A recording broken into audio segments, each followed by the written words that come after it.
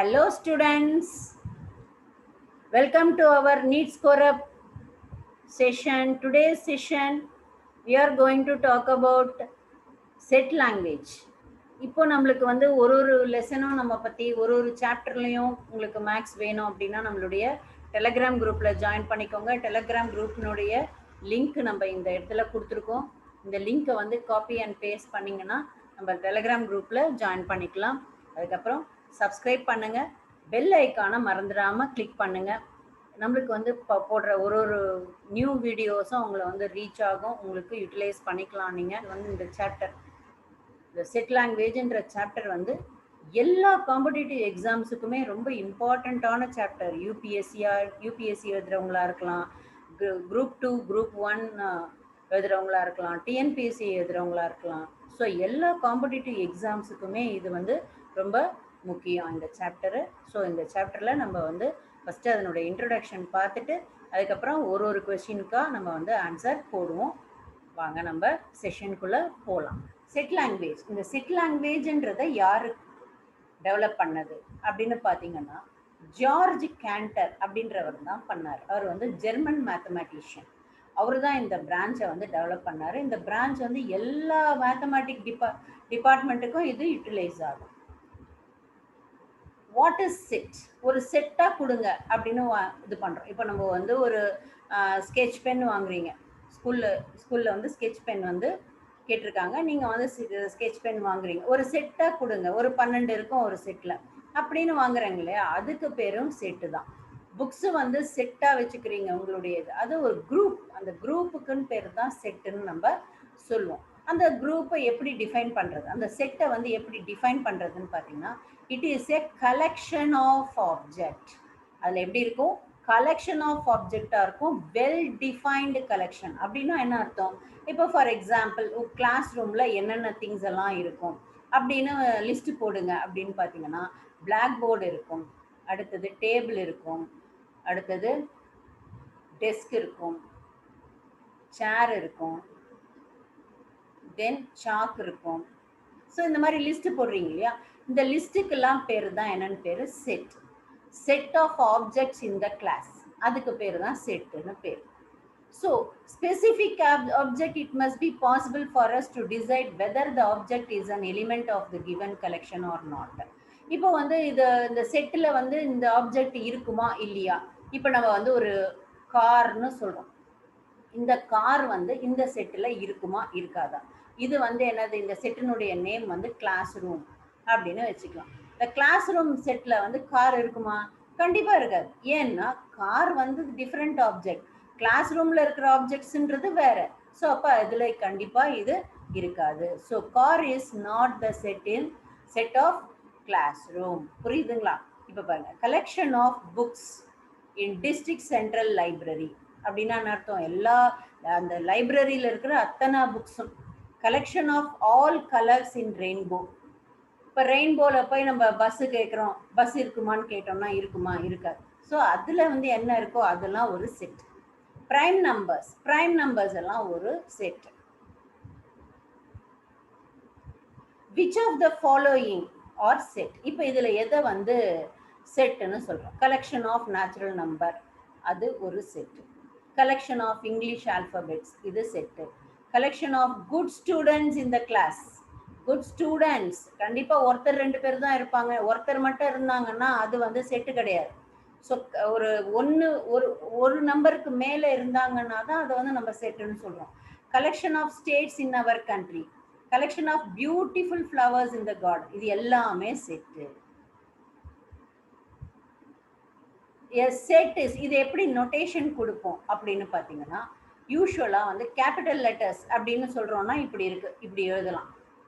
The elements of set written by, இப்போ இந்த இதுக்கு என்ன ரூல் இருக்கு? இந்த செட்டை எதுக்குள்ள எழுதணும்னா இந்த வில் பிராக்கெட்டுக்குள்ள தான், கர்லி பிராக்கெட் ஆர் வில் பிராக்கெட்னு சொல்லுவாங்க. வில் அடைப்பு, வில் பிராக்கெட், செட் பிராக்கெட்னு பேர். இதுக்கு பேர் என்ன? செட் பிராக்கெட்னு பேர். இந்த செட் பிராக்கெட்டுக்குள்ள எது எழுதணும் அதுதான் வந்து செட்டுன்னு அர்த்தம். So if X is an element of set A, X belongs to A. ஒரு ஏன்ற ஒரு செட்டில் எக்ஸ் வந்து ஒரு எலிமெண்ட்டாக இருக்குது அப்படின்னா அப்போ அது வந்து எக்ஸ் வந்து என்னது ஏல பிலாங்ஸ் ஆயிருக்கு. ஸோ எக்ஸ் இஸ் இந்த மாதிரி சிம்பிள் போட்டால் என்ன அர்த்தம்? It is in that element. So x is in the element of A அப்படின்னு அர்த்தம். X is not in the element. இப்போ வந்து நான் இப்போ சொன்ன ஒரு எக்ஸாம்பிள் சொன்னேன். இப்போ புக்ஸ்ன்னு வச்சுக்கோங்க. புக்ஸ் இந்த இல்லைன்னா alphabets. Alphabets A to Z இருக்கு. இதுல வந்து இப்போ வந்து கார்னு ஒரு ஆப்ஜெக்ட். ஏ டு ஜெட்ன்றது ஆல்ஃபபெட். ஆனா கார்ன்றது இதுல செட் இருக்குமா இருக்காதா? சி இருக்கும், ஏ இருக்கும், ஆர் இருக்கும், தனித்தனியா இருக்கும். ஆனா மூணு ஒன்னா சேர்ந்ததுன்னா ஒரு ஆப்ஜெக்டா மாறுது. இந்த ஆப்ஜெக்ட் இந்த செட்ல இருக்காது. அப்போ it is not in the element of, இப்படி போட்டு இப்படி ஸ்ட்ரைக் அவுட் பண்ணும். X is in the not, x is not in the element of A அப்படின்னு போகணும். இப்படி போட்டீங்கன்னா இட் இஸ் இந்த எலிமெண்ட்னு அர்த்தம். இப்போ இதுல பாருங்க. இப்போ செட் ஏ 2 3 5 7 கொடுத்துருக்காங்க. 2 is the element of A. 2 வந்து எலிமெண்ட் ஏல இருக்கு கண்டிப்பா. அதனால 2 is in the element of A. 5 also in the element of A. 6 கண்டிப்பா இதுல இல்ல. அப்போ not in the element. Not in the எலிமெண்ட்னா இப்படி போடணும். Consider set A. Ashwin, Murali, Vijay Shankar, Badrinath இவங்கெல்லாம் ஒரு செட் இருக்காங்க. fill up the blanks with appropriate. இது வந்து எலிமெண்டா எலிமெண்ட் இல்லையா அப்படின்னு. முரளி விஜய் வந்து செட்டா? எஸ், இஸ் இந்த எலிமெண்ட் ஆஃப் ஏ. ஸோ இந்த இடத்துல அவங்க பர்சன் தானே அப்படின்னு. இந்த இடத்துல வரும்போது இந்த செட்டுன்னு பார்க்கும்போது இது எலிமெண்ட்னு தான் சொல்லணும். Ashwin also is in the element of A. Badrinath also is in the element of A. Ganguly name is not here in the set of A. So he is not in the element A. Tendulkar is not in the element A. So இந்த மாதிரி போடணும். இப்படி not in the எலிமெண்ட்னா இது மாதிரி போடணும். இது புரியுதா? Not in the element. Representation of set. Collection of odd number can be described in many ways. இப்போ ஒரு ஆட் நம்பரை எடுத்துக்கிறோம்னு வச்சுக்கோங்க. இதை எப்படி ரெப்ரசன்ட் பண்றது? ரெப்ரசன்ட் பண்றதுன்னா செட்டுன்னா கண்டிப்பா இந்த செட் பிராக்கெட்குள்ள போடுறது தான் செட்டு. அதை வேற மாதிரி எப்படிலாம் ரெப்ரசன்ட் பண்ணலாம் அப்படின்றது தான் பார்த்தீங்கன்னா 3 டைப்ஸாக ரெப்ரசன்ட் பண்ணலாம். இப்படி எழுதலாம். The set of odd numbers. Fine general description இது. It can be written as 1 3 5 up to infinity. Also it can be said collection of all number x where x is an odd number. இப்படியும் எழுதலாம். So the collection of all solution equation x minus 5 is 3. So 8 refers in the same set.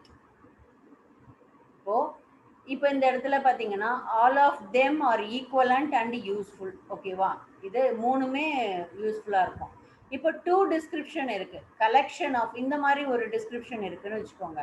Collection of all solution to the equation x minus 5 is equal to 3. அப்ப 3 is in the element of this set. இது எப்படி எழுதலாம்? இத மாதிரி எழுதலாம். அப்படி இல்லைன்னா 8 refers to the same set. அப்படின்றத ஈக்குவலன்ட் செட்டா இப்படி எழுதலாம். x is equal to வரும்போது 5 plus 3 அப்படின்னு ஆயிடும் இல்லையா? அப்ப 8 இதை இப்படியும் எழுதலாம். Set can be represented in any of the following 3 ways. இதை எப்படிலாம் எழுதலாம் இப்பதான் நம்ம பார்த்தோம். அதுக்கெல்லாம் நேம் ஒன்று உண்டு. Descriptive form. ஒரு டிஸ்கிரிப்ஷன் மாதிரி கொடுத்துருந்தாங்கன்னா அது டிஸ்கிரிப்டிவ் ஃபார்ம்னு பேர். Set of all vowels in English alphabet இப்படி கொடுத்துருக்காங்க. இப்போ ஃபார் எக்ஸாம்பிள் AEIOU இப்படி இருக்கு. Write it in descriptive form அப்படின்னா எப்படி எழுதணும்? Set of all vowels in English alphabet அப்படின்னு எழுதணும். Set of all whole number just statement ஃபார்ம்ல எழுதுறது தான் என்னது டிஸ்கிரிப்டிவ் ஃபார்ம். நெக்ஸ்ட் பார்த்தீங்கன்னா set builder form and rule form. Set builder அப்படின்னா கண்டிப்பா it should be in the set bracket. Set பிராக்கெட்குள்ள எழுதுறது தான் செட் பில்டர் ஃபார்ம்ன்றது. அதுக்கு சில ப்ரொசீஜர் இருக்கு. என்ன ப்ரொசீஜர் இருக்கு? ஒன்று எக்ஸ் இந்த மாதிரி போடணும். இந்த மாதிரி கோலன் போட்டு போடணும். இல்லைன்னா எக்ஸ் பார் எக்ஸ். இந்த மாதிரி எக்ஸ் பார் எக்ஸ் போட்டால் என்ன அர்த்தம்? இந்த மாதிரி சிம்பிள் போட்டால் என்ன அர்த்தம்னா such that அப்படின்னு அர்த்தம். So x is the vowel. X such that X is in the vowel in English alphabet. So English alphabet means it is a set. அந்த எக்ஸ்ன்றது அதுல ஒரு உறுப்பு. So x bar x is a whole number. Whole number is a set. அந்த whole நம்பர்ல x is one element. So இதை வந்து இந்த மாதிரி எழுதுறதுக்கு பேரு செட் பில்டர் ஃபார்ம்னு பேர். இப்போ டிஸ்கிரிப்டிவ் ஃபார்ம் பார்த்துருக்கோம், செட் பில்டர் ஃபார்ம் பார்த்துருக்கோம். Roster form and tabular form. Set can be described by listing of all element of this set. இப்போ ஒரு vowels இங்கிலீஷ் ஆல்பபெட்ல vowels வந்து ஒரு செட்னு வச்சுக்கோங்க. vowels வந்து ஒரு செட். அது எப்படி எழுதுறது? AEIOU கமா போட்டு எழுதணும். அதே போல whole number, set of all whole numbers அப்படின்னு இருந்தா இதை இப்படி ரோஸ்டர் ஃபார்ம்ல இப்படி எழுதலாம். இப்போ இந்த லெட்டர்ஸை எப்படி எழுதுறதுன்னு பார்ப்போம். அசஸ்மெண்ட் அப்படின்னுன்ற லெட்டரை எப்படி எழுதுறது அப்படின்னு பார்த்தேன்னா ஏ எஸ். இப்போ இது 2 டைம்ஸ் வந்திருக்கு, இங்கே ஒரு 2 டைம்ஸ் வந்திருக்கு. ஸோ 1 டைம் போட்டால் போதும். ஏ ஒரு வாட்டி, எஸ் ஒரு வாட்டி, இ எம், இ ஆல்ரெடி வந்தாச்சு, என் டி. ஸோ இதுதான் ரோஸ்டர் ஃபார்ம். பிரின்சிபலில் பார்த்தீங்கன்னா P R I N C, I already வந்தாச்சு, பியும் ஆல்ரெடி வந்தாச்சு, A L. So this is roster form. Next form பாருங்க. So this is the answer. இங்கே கொடுத்துருக்கு பார்த்தீங்களா, ASEMNT. 1 டைம் போட்டால் போதும். இந்த மாதிரி ரிப்பிட்டேஷன் வரும்போது 1 டைம் போட்டால் போதும். நெக்ஸ்ட் ரோஸ்டர் ஃபார்ம்ல இதை எழுதணும். எப்படி எழுதணும்? Set of all even numbers less than 20. Less than 20 எப்படி எழுதலாம் அப்படின்னு பார்த்தோம்னா A is equal to set of all even natural number. Look at this keyword, even natural number. Natural நம்பர்னா 0 வராது. ஸோ ஃபர்ஸ்ட் நம்பர் 2 தான் இருக்கும். 2, 4, 6, 8, 10, 12, 14, 16, 18. லெஸ் தேன் 20ன்னு வரும்போது 20யை எடுத்துக்கலாமா எடுத்துக்க கூடாதா அப்படின்னா லெஸ் தேன் அண்ட் ஈக்குவல் டுன்னு வந்தால் தான் 20 எடுத்துக்க முடியும். லெஸ் தேன் 20ன்னு மட்டும் இருந்தால் you have to leave. So இதனுடைய எலிமெண்ட்ஸு இதுதான் தான். Next y such that y is 1/2n. n is element of n. Natural நம்பர்ல இருக்கு. நேச்சுரல் நம்பர்ல இருக்குன்னும் போது b is equal to என்ன கொடுத்துருக்குறாங்க, n is lesser than or equal to 5. இங்க ஒரு equal toன்றது 5 வந்து equal toன்னு வந்திருக்கு இல்லையா, அப்படின்னா இந்த நம்பரை எடுத்துக்கணும்னு அர்த்தம். less than or equal to 5னா இது இன்க்ளூட் பண்ணிக்கணும். அப்போ 5க்குள்ள இருக்கிற நம்பரை எடுத்துக்கணும். இப்போ 5ம் எடுத்துக்கணும், 5ம் எடுத்துக்கணும், 5க்குள்ள இருக்கிற natural number. Obviously it is 1, 2, 3, 4, 5 இந்த 5 நம்பர் தான் இருக்கும். ஆனால் இங்கே என்ன கொடுத்துருக்காங்க, y is equal to 1/2n அப்படின்னு கொடுத்துருக்காங்க. ஸோ இப்போ இந்த வேல்யூஸை நம்ம கண்டுபிடிக்கணும். ஒன்னொன்றுக்கும் என்ன பண்ணணும், இந்த 1/2n போடணும். 1/2n, n வந்து 1, 1/2 into 2, 1/2 into 3, 1/2 into 4. இந்த ஃபார்முலாவில் போடுறோம். இந்த ஃபார்மேட்டில் தானே வேணும். ஸோ 1/2 into 5 செட் பில்டர் ஃபார்மில் போடுறோம். ஸோ 1/2, 1/4, 1/6, 1/8, 1/10. ஓகேவா? நெக்ஸ்ட் போகலாம். இப்போ இதில் பார்த்தீங்கன்னா இதில் என்ன கொடுத்துருக்காங்க, சின்ற செட்டு. அதில் என்ன condition, x bar x is perfect cube. X is perfect cube. இது பர்ஃபெக்ட் கியூப்ல வந்து அந்த நம்பர் எதுக்குள்ளேருந்து எதுக்குள்ளே இருக்கணும், 27க்கு மேலே 216க்குள்ளே இருக்கணும் பர்ஃபெக்ட் கியூப். அப்போ நீங்கள் என்ன பண்ணணும், இங்கே வந்து எழுதிக்கணும் என்னென்ன நம்பர்லாம் கியூபிக் நம்பர் இருக்குது. இப்போ இந்த 27யும் 216யும் இன்க்ளூட் பண்ணலாமா பண்ணக்கூடாது அப்படின்னு பார்த்தீங்கன்னா less than or equal to இந்த மாதிரி ஒரு எக்ஸ்ட்ரா லைன் வந்துருந்ததுன்னா இதையும் எடுத்துக்கணும்ன்றது இண்டிகேஷன். இந்த மாதிரி லைன் வரலைன்னா அதை எடுத்துக்கூடாதுன்றது. அப்போ 27 விட்டுருணும். இப்போ இது எப்படி போடலாம் நீங்கள், இது வந்து 1 கியூப் 1, 2 கியூப் 8, 3 கியூப் 27. ஸோ இப்போ 27லேருந்து ஆரம்பிக்குது. 4 cube 4 4s are 16, 16 4s are 64. நன்னாங்க 16 நாள் 64. 5 கியூப்னா என்னது 125. 6 கியூப்னா என்னது 36. 36 இன்ட்டு 6.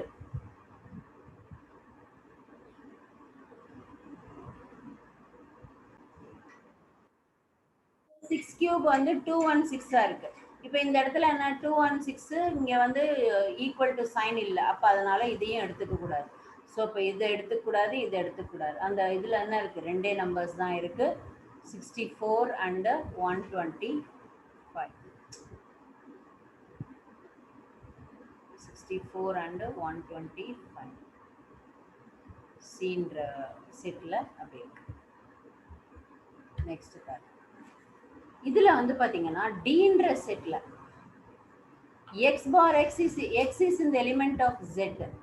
இது கண்டிஷன் என்ன, -5ல இருந்து 2க்குள்ள இருக்கணும். இந்த 2 வந்து என்னது அடியில லைன் இருக்கு, லெஸ் தேன் ஆர் ஈக்குவல் டுன்னு இருக்கிறதுனால அப்போ இந்த 2வை ஆட் பண்ணிக்கணும்னு அர்த்தம். அப்போ இதுல என்னென்ன நம்பர்ஸ் எல்லாம் இருக்கு, -5ல இருந்து எழுதுங்க. இப்போ -5 எடுத்துக்கூடாது, -4, -3, -2, -1, 0, 1, 2 எடுத்துக்கலாமா எடுத்துக்கூடாது அப்படின்னு பார்த்தா இங்க லெஸ் தேன் ஆர் ஈக்குவல் டுன்னு இருக்கு, அதனால இதை எடுத்துக்கணும். ஸோ டீன்ற செட்ல இருக்கிற எலிமெண்ட்ஸ் இதெல்லாம் தான்.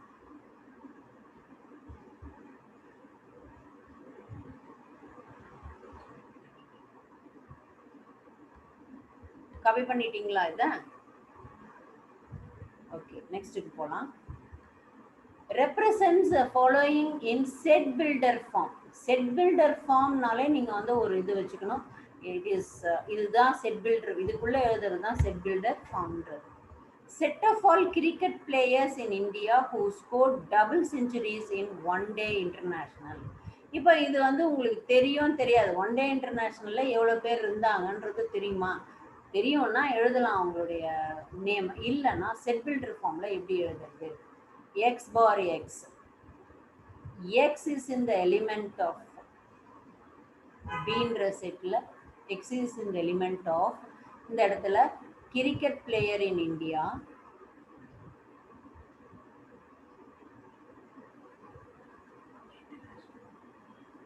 India scored, cricket player in India, அவ்வளோதான். அதில் வந்து அடுத்தது இன்னொரு இது கொடுக்குறீங்க, அது எப்படி இருக்கணும், x is equal to scored double centuries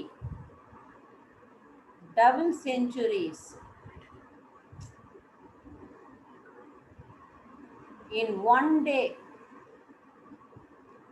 day international. இப்படிதான் எழுதணும். புரியுதுங்களா? இதை வந்து செட் பில்டர் ஃபார்ம்னு நம்ம சொல்றோம்.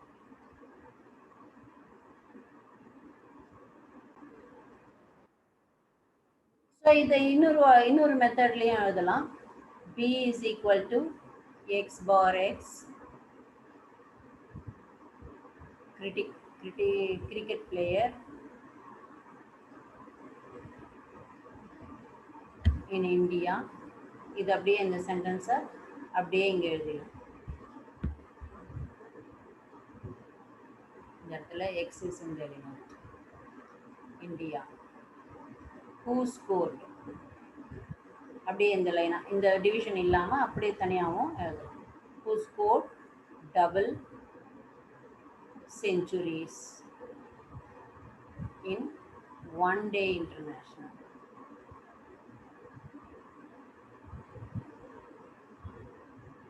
இது ரெண்டு விதமாகவும் எழுதலாம். ஓகே, மாத்தலாமா? நெக்ஸ்ட் இதை வந்து எப்படி எழுதணும், செட் பில்டர் ஃபார்ம்ல எழுதணும். 1/2, 2/3, 3/4. இது எப்படி இருக்கு ஆக்சுவலா, மேலெல்லாம் பார்த்தீங்கன்னா பாருங்க, 1/2, 2/3, 3/4. இதை எப்படி எழுதலாம் அப்படின்னு பார்த்தா 1/n, 2/n plus 1, 3/n plus 2 இப்படி வருதா?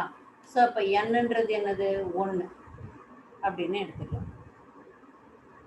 ஓகே.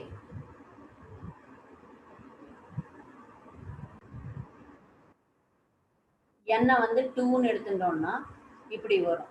இப்படி எழுதலாம். அப்ப இதுக்கு எப்படி சொல்லலாம் பாத்தீங்கன்னா n by n plus 1. அப்பனா n is equal to 1. இப்போ நம்ம 2ன்னு போட்டு பார்த்தோம், செட் ஆகல. n is equal to 1ன்னு போட்டாதான் n by n plus 1ன்னு வருது. n by இப்போ செக் பண்ணி பாருங்க. செக் பண்ணி பார்த்தீங்கன்னா n 1, n plus 1 1 plus 1. அடுத்தது n என்னது n plus 1 by n plus 2. So இப்படி போகும். அப்போ இதனுடைய ஃபார்மேட் என்ன? c is equal to x bar x. x is in the element of n by n plus 1. So இதுதான் format. Set of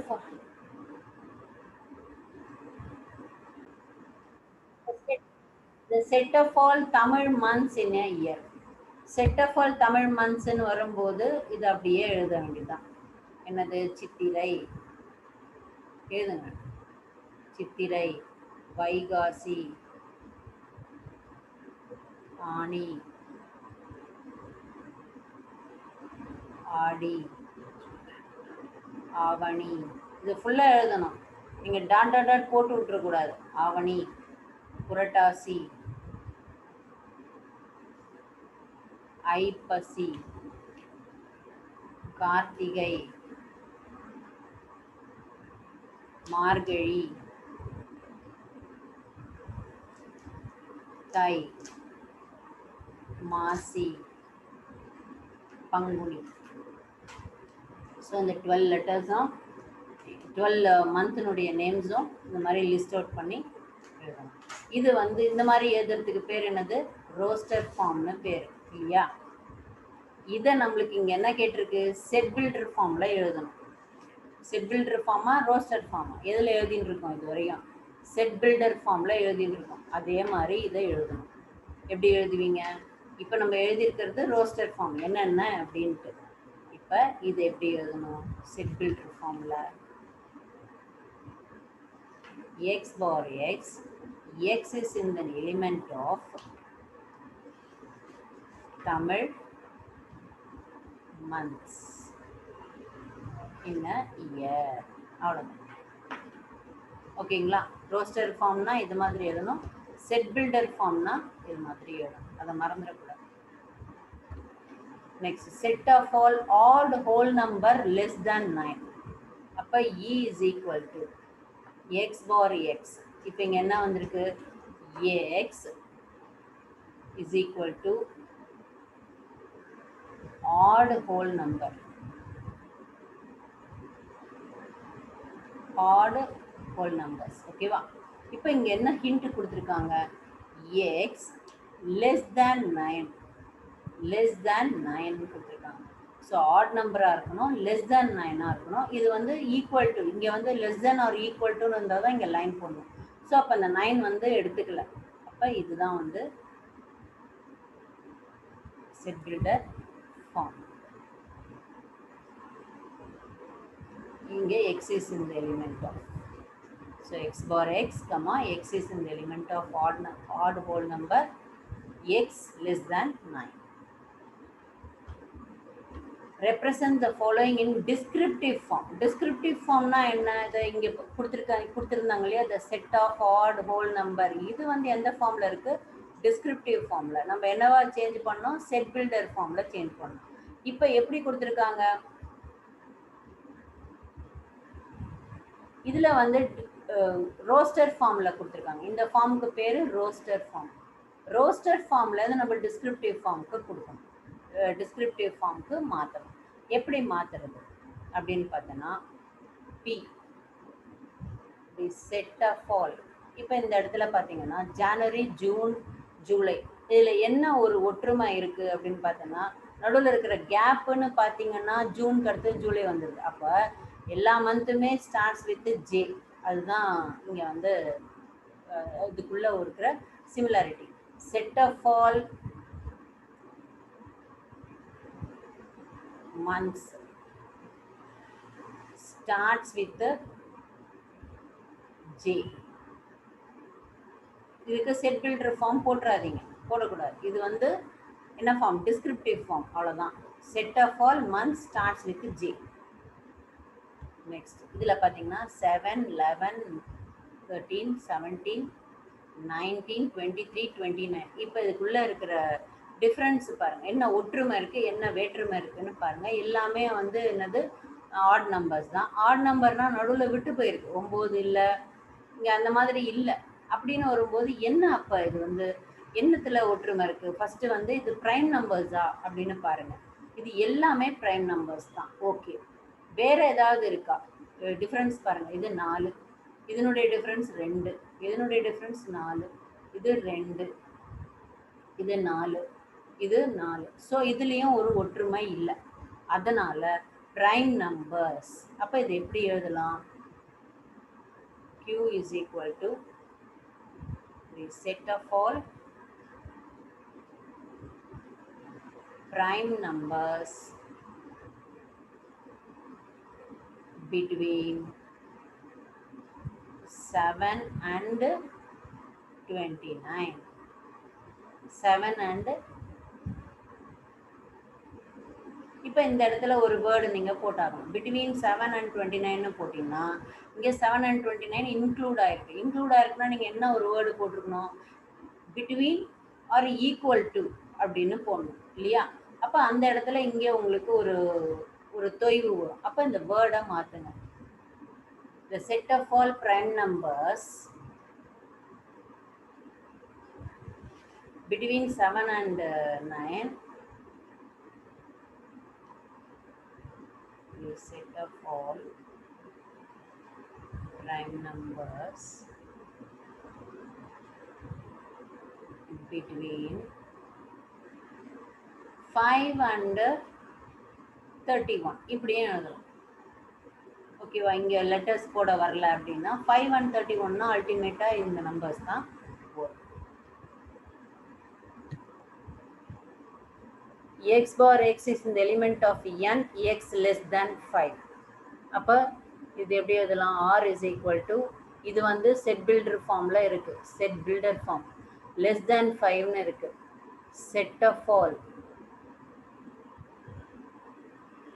set of all elements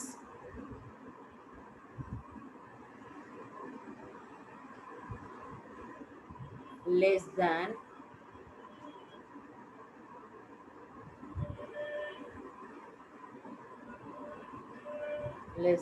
5. Natural set of all, இங்கே என்ன natural number? Set of all natural numbers. Set of all natural numbers less than 5. அடுத்து x bar x is a consonant in English alphabet. இது எப்படி எழுதலாம்? s is equal to the set of all consonant in English alphabet.